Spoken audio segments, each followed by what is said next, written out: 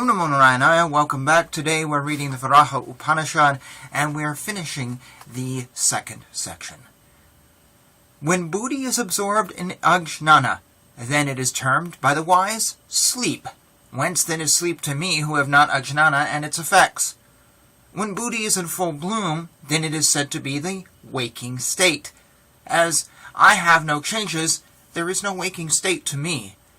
The moving about of buddhi in the subtle nadis constitutes the dreaming state.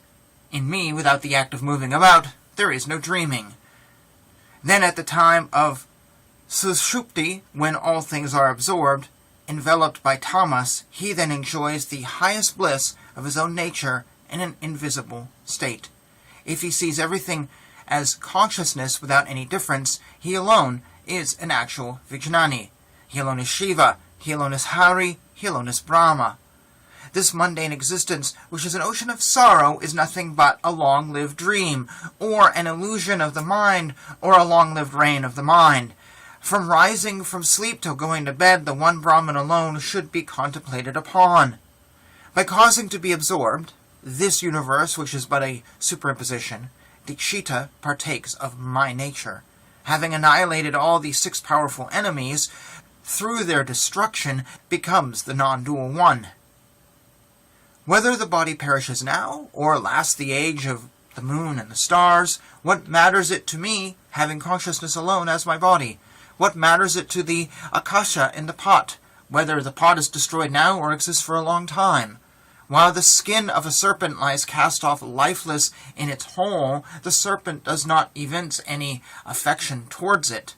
Likewise, the wise do not identify themselves with their gross and subtle bodies.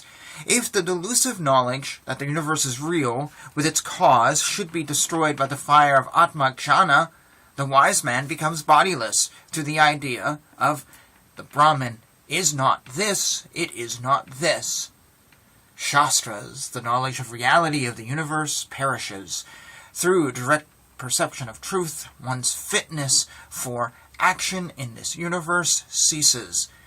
With the cessation of the prarabdha, the portion of the past karma which is being enjoyed in this life, the destruction of the manifestation of the universe takes place.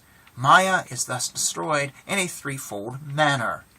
If within himself no identification of Jiva with Brahman takes place, the state of the separateness of Jiva does not perish.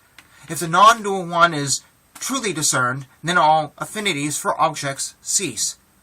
With the cessation of prarabdha, arising from the cessation of affinities, there is that of the body.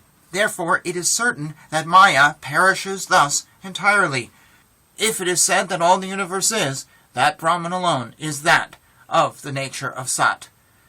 If it is said that the universe shines, then it is Brahman alone that shines. The mirage of all the water in an oasis is really no other than the oasis itself.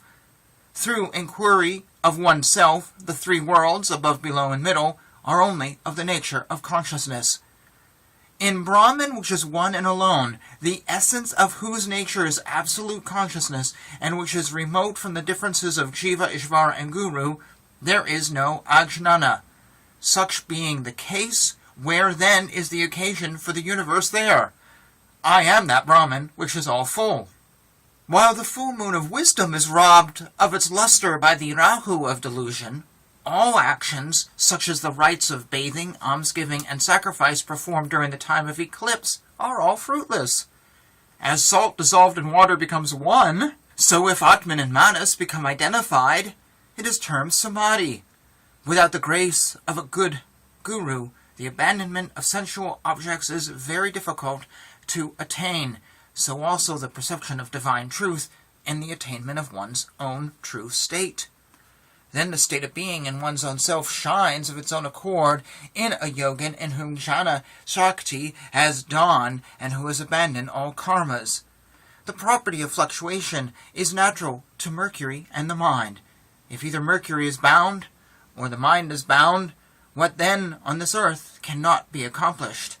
He who has bound his mind or the Mercury is able to move in the air. Therefore Mercury and mind confer upon one the state of Brahman. The master of the organs is the mind. The master of the mind is prana.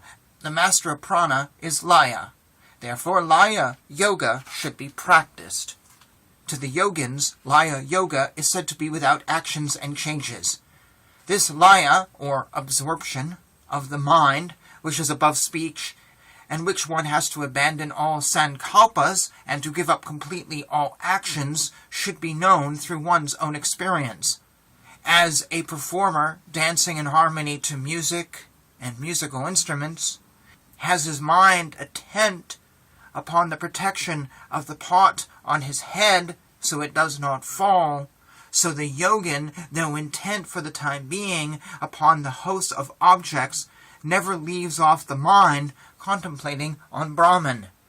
The person who desires all the wealth of yoga should, after having given up all thoughts, practice with a subdued mind concentrated on the spiritual sound alone. And thus ends part 2 of this Upanishad.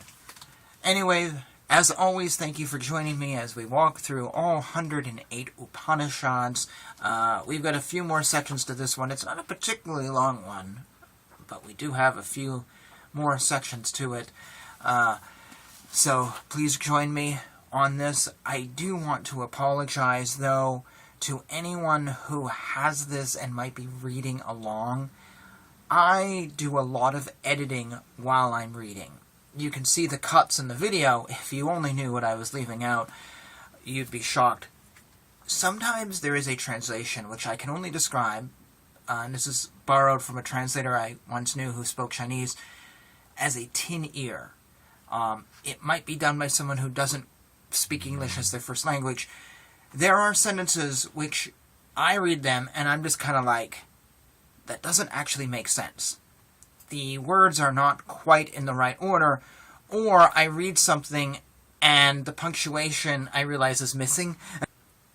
Some of these Upanishads are just really rough, and anyone who's trying to read them, I know, hits this, and if you give up reading the Upanishads, I do not blame you. As I said before, they need a new translation, but that's a lifetime of work. So, I just wanted to mention this, that I am trying to make them as perfect as I can in English, because they're already confusing ideas, and this Upanishad was written in Sanskrit. Sanskrit is the holy words. I do not have any qualms or feel anything about changing the translation, because these have been translated into German and other languages, I assume. Maybe, maybe not, but I assume they have been in Japanese and whatever. This is just a translation. It's up for changes. I just mentioned this in case you were following along and you notice I'm not quite reading maybe what you have. It's not that I have a completely different version. I probably have the one you do, because there are very few versions of the all 108 Upanishads that I found, or many of them seem to only have a couple translations in English. No, I am trying to edit these in the process to make them slightly easier, and if you are a fluent speaker of English, you will see that, yeah, there's things here which really just aren't right.